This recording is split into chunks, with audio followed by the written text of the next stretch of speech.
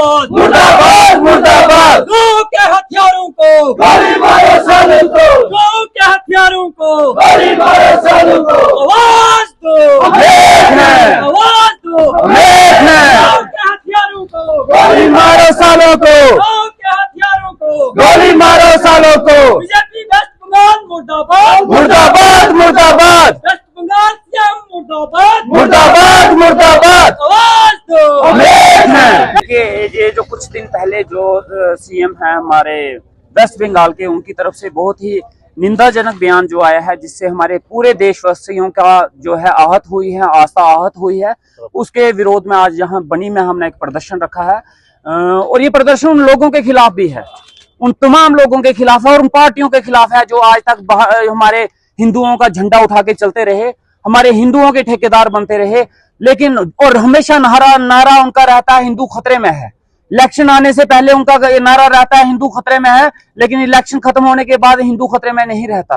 क्या आज हिंदू खतरे में नहीं है? क्या आज हिंदुओं की आस्था खतरे में नहीं है? क्या आज गौ माता खतरे में नहीं है? क्या उनके बयानबाजी पे उनका बाहर निकलना बनता नहीं था?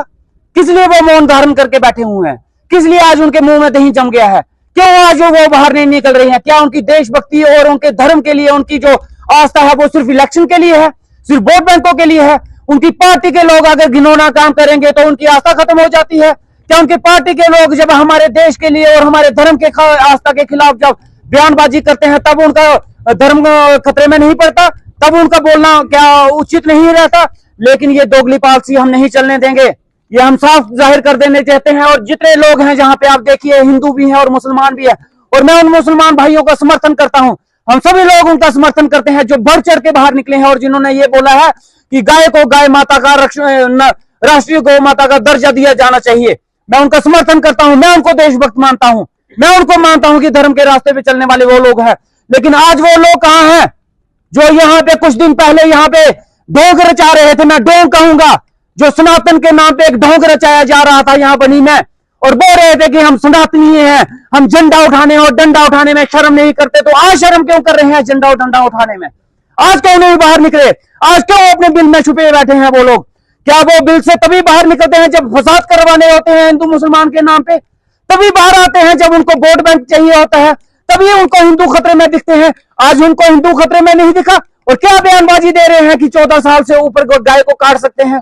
जब आगे बढ़ो, हम तुम्हारे साथ हैं।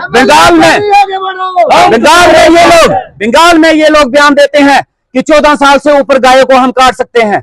असम में जाते हैं तो ये बयान देते हैं कि हम कमरे में बैठ के गाय मांस खा सकते हैं।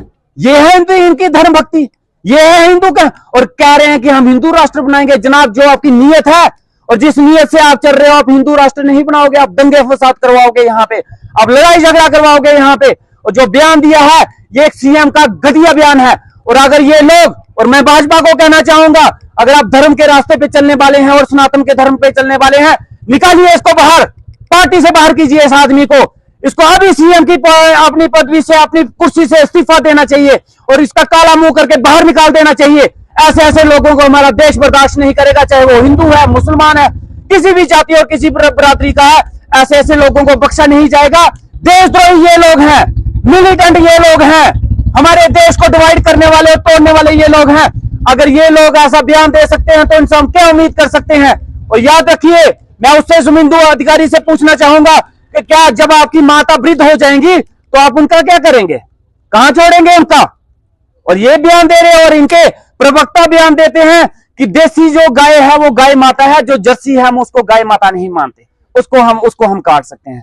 लानत है ऐसे लोगों पे। और खुद को वो हिंदू कहते हैं। आप जनाब हिंदू, आप इंसान कहलाने के लायक नहीं है। ऐसे लोगों को, और मैं पूरे देश को और सारे लोगों को कह देना चाहता हूं, उस पार्टी में जुड़ा हुआ हर कार्यकर्ता आज अपने आप को घुटन महसूस कर रहा है। वो बोलना तो चाहता है, लेकिन उनके ऊपर पार्टी की बंदिशें लगी हुई हैं, वो पार्टी की टेप चिपकी हुई है, जिसकी वजह से वो बोल नहीं पा रहे हैं। मैं उनको बोलना चाहूंगा, ये बंदिशें तोड़िए, ये बेड़ियां जो आपके हाथ में बंधी है इनको तोड़िए, अपने मुंह पे जो टेप लगी है पार्टी की उसको छोड़िए। अगर आज भी आप चुप रहे तो याद रखिए, हमारे शास्त्रों में लिखा है, हमारे धर्मों में लिखा हुआ है, जितना गलत करने वाला दोषी है उतना गलत देखने वाला भी दोषी है। और आज के दिन जो इस चीज को देख रहा है और चुप है, मौन है, वो अपने आप को आने वाले वक्त में हिंदू ना बोले, सनातनी ना बोले, वो एक पाप का भागीदार है, उसने एक पाप को होते हुए देखा है और अपनी जुबान नहीं खोली। वो उतना ही पाप का भागीदार है जितना शुभेंदु अधिकारी है, जितनी वो पार्टी है और जितने वो पार्टी के प्रवक्ता है। जम्मू कश्मीर में भाजपा के 29 सभा में और 29 एमएलए अभी तक चुप बैठे हैं, कोई भी इस पर सवाल नहीं है। क्यों बोलेंगे आज वो क्यों बोलेंगे? उनके पार्टी के सीएम ने बयान दिया है ना। ये बयान अगर कांग्रेस के किसी लीडर ने दिया होता, ये बयान किसी एमसी के लीडर ने दिया होता और किसी और पार्टी ने दिया होता, इस वक्त पूरे भारत बंद की काल होती। इस वक्त रोड पे टायर जल रहे होते, इस वक्त भारत माता, हिंदू माता, पता नहीं कौन कौन से ये नारे लगा रहे होते। आज कहां है ये लोग? कहां जा रहे हैं ये लोग? साफ जाहिर है कोई हिंदू नहीं है ये लोग, कोई राष्ट्रवादी नहीं है ये लोग, कोई देशभक्त नहीं है ये लोग। ये पार्टी के चिमचे हैं, चिमचे। मैं साफ बोलूंगा, पार्टी के चापलूस हैं ये लोग। इनकी देशभक्ति पार्टी को देख के जागती है, इनका धर्म देश को, पार्टी को देख के जागता है। पार्टी से बाहर ये लोग कुछ भी कदम नहीं कर सकते। मैं मानता, आज हमने कॉल दी थी यहाँ पे 12 बजे की और मैंने सबको यहाँ पे इनवाइट किया था ओपन, और मैं देखता रहा कि ये लोग कितने आते हैं।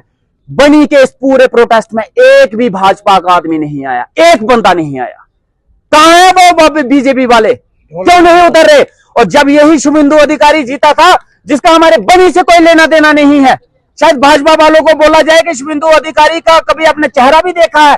इन्होंने वो भी नहीं देखा होगा। लेकिन ढोल नगाड़े बजाए गए जनाब, यहाँ मिठाइयां बांटे गई, सिर पे थाल उठा के लड्डुओं का बांटा गया, जैसे शुभेंदु अधिकारी नहीं जीता, इनके घर का कोई बड़ा भाई जीता हो। आज कहां है वो? ढोल नगाड़े इस पापी के लिए बजाए गए, इस इंसान के लिए, इस राक्षस के लिए बजाए गए थे। शर्म आनी चाहिए उन लोगों को। इसलिए इस आदमी के लिए आप लड्डू बांट रहे थे, जिसके मुंह पे काली पोथनी चाहिए, उसके लिए आप लड्डू बांट रहे थे। अगर आज भी अगर इस पाप का प्रायश्चित करना चाहते हैं, ये सारे लोग जो अपने आप को हिंदू कहते हैं, अगर इस पाप का भागीदार नहीं बनना चाहते और ऊपर वाले को जाके अपना मुंह दिखाना चाहते हैं, तो उतरिए और मुंह खोलिए इसके खिलाफ। अगर आप नहीं बोलेंगे तो आने वाले वक्त में आपसे समाज भी सवाल पूछेगा और ऊपर वाला भी आपसे सवाल पूछेगा।